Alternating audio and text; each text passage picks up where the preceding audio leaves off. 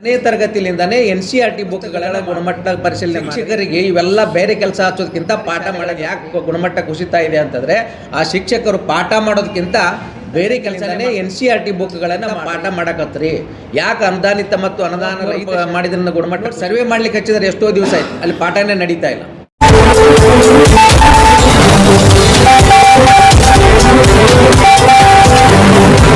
UTV news में स्वागत है आप सभी दर्शकों का। मैं हूं सानिया। ಯಾವುದೇ ಅನುದಾನ ಕೊಟ್ಟಿರುವುದಿಲ್ಲ ಖಾಸಗಿ ಶಾಲೆಗಳಿಗೆ.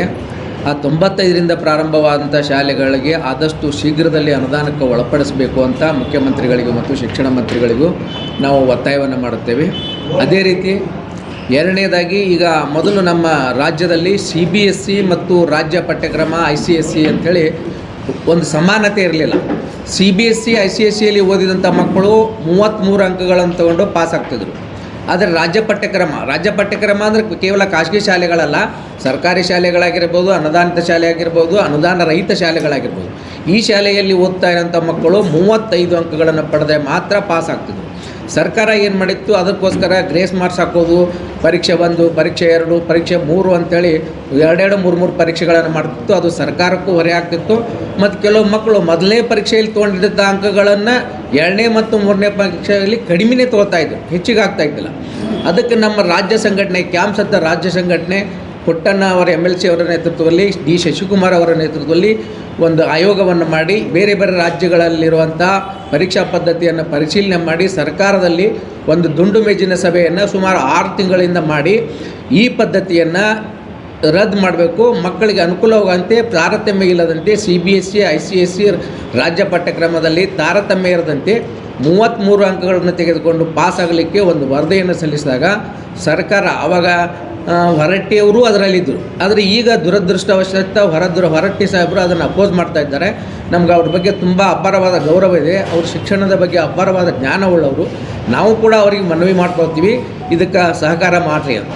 ಯಾಕಂದರೆ ನಮ್ಮ ಉತ್ತರ ಕರ್ನಾಟಕದಲ್ಲಿರುವಂಥ ಬಡ ಮಕ್ಕಳು ಈ 35 ಅಂಕ ತೆಗೆದುಕೊಳ್ಳದೆ ಫೇಲ್ ಆದಾಗ ನಮ್ಮ ಉತ್ತರ ಕರ್ನಾಟಕ ಭಾಳ ಬಡ ಜನ ಇರುವಂಥ ನಮ್ಮ ಉತ್ತರ ಕರ್ನಾಟಕ ಮತ್ತು ಹೈದರಾಬಾದ್ ಕರ್ನಾಟಕ ಆ ಮಕ್ಕಳು ಏನು ಮಾಡ್ತಿದ್ರು, ಫೇಲ್ ಆದ ಕೂಡಲೇ ಅವರೆಲ್ಲೋ ಕೂಲಿ ಕೆಲಸಕ್ಕೆ ಹೋಗೋದು, ಬೇರೆ ಅಡ್ಡದಾರಿ ಇರೋದು, ಹೆಣ್ಮಕ್ಕಳಾಗಿದ್ದರಿಂದ ಬಾಲ ವಿವಾಹ ಮಾಡ್ತಿದ್ರು. ಇದರಿಂದ ಶಿಕ್ಷಣದ ಹೈಯರ್ ಎಜುಕೇಷನ್ಲಿಂದ ಅವರಿಗೆಲ್ಲ ವಂಚಿತರಾಗ್ತಿದ್ರು.